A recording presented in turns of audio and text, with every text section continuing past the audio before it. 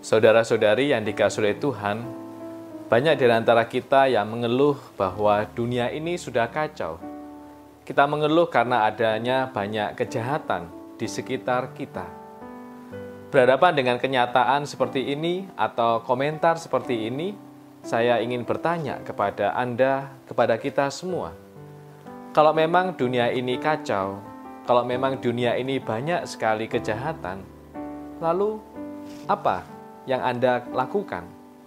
Apa yang Anda bisa kerjakan di tengah situasi seperti ini? Bacaan pertama dan juga bacaan Injil hari ini sungguh memberikan inspirasi yang sangat menarik bagi kita. Dalam bacaan pertama kita mendengarkan bacaan dari kitab Amsal yang berkata, "Janganlah menahan kebaikan terhadap orang yang berhak menerimanya, padahal engkau mampu melakukannya. Janganlah merencanakan kejahatan terhadap sesamamu, sedangkan ia tanpa curiga tinggal bersamamu. Janganlah bertengkar secara semena-mena dengan seseorang yang tidak berbuat jahat terhadapmu." Kitab Amsal mengajak kita, mendorong kita untuk melakukan kebaikan selagi kita bisa. Kalau engkau bisa, lakukanlah. Jangan menunda, jangan menahan kebaikan terhadap orang yang berhak menerimanya.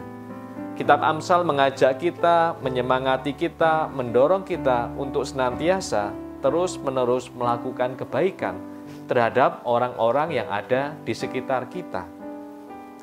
Dalam bacaan Injil dari Injil Lukas ini kita mendengarkan nasihat Tuhan Yesus. Tidak ada orang yang menyalakan pelita lalu menutupinya dengan tempayan atau menempatkannya di bawah tempat tidur. Tetapi ia menempatkannya di atas kaki dian supaya semua orang yang masuk ke dalam rumah melihat cahayanya. Tuhan Yesus mengajak kita yang adalah anak-anak Allah, kita yang telah menerima terang Kristus agar menampilkan terang itu di dalam kehidupan kita. Ini senada dengan apa yang dikatakan dalam kitab Amsal, supaya kita melakukan kebaikan di dalam kehidupan kita. Kembali ke pernyataan saya di awal, kalau memang dunia ini kacau, dunia ini memiliki banyak kejahatan, bagaimana agar kita sebagai terang di dalam kehidupan ini mampu menampilkan, mampu membawa terang itu di dalam kehidupan kita sehari-hari? Kalau kita renungkan dalam hubungannya dengan kisah hidup Santo Vincentius, saya ingat bagaimana Santo Vincentius pernah mengalami sebuah pergulatan di dalam hidupnya untuk menemukan apa yang menjadi kehendak Tuhan di dalam hidupnya, apa yang menjadi rencana Tuhan. Lalu ia berjumpa dengan seorang pembimbing rohani, Kardinal de Berulle, dan beliau memberikan nasihat yang sangat menantang untuk Vincentius berangkat dari Injil Lukas. Seorang hamba yang tahu kehendak Tuannya, namun tidak melakukannya, akan mendatangkan banyak pukulan. Pada waktu itu, Vincentius mulai melihat realita kemiskinan yang ada di sekitarnya. Namun ia masih ragu apakah yang harus dia lakukan.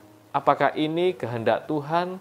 Apa yang bisa dia lakukan untuk menolong orang-orang miskin yang ada di sekitarnya? Nah, nasihat dari pembimbing rohaninya ini sungguh-sungguh memberikan peneguhan dalam hati Santo Vincentius untuk menemukan inilah yang menjadi kehendak Tuhan dalam hidupnya. Karena Tuhan seperti mengutus orang-orang miskin itu untuk datang kepada Santo Vincentius. Dan berangkat dari nasihat pembimbing rohani ini, hamba yang tahu kehendak Tuannya namun tidak melakukannya akan mendatangkan banyak pukulan. Nah, maka Vincentius semakin menyadari bahwa inilah yang dikehendaki oleh Tuhan dalam hidupnya untuk terus berbuat baik kepada sesama, terutama kepada orang-orang yang miskin dan orang-orang yang terpinggirkan.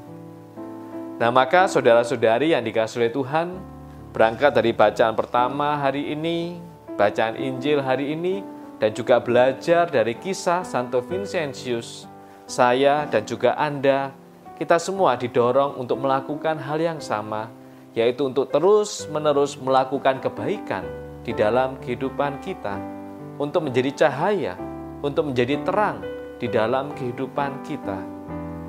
Itulah yang perlu terus-menerus untuk kita lakukan di dalam kehidupan kita. Santo Vincentius telah menunjukkan jalannya untuk kita, bagaimana ia melalui pelayanan kepada orang-orang miskin menemukan kehendak Tuhan, di mana ia diundang untuk terus-menerus berbuat kebaikan kepada mereka. Saya dan juga Anda dipanggil juga untuk melakukan hal yang sama. Tuhan memberkati kita semua. Aku diutus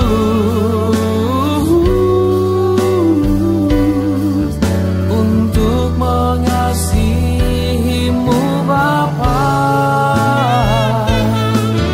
dan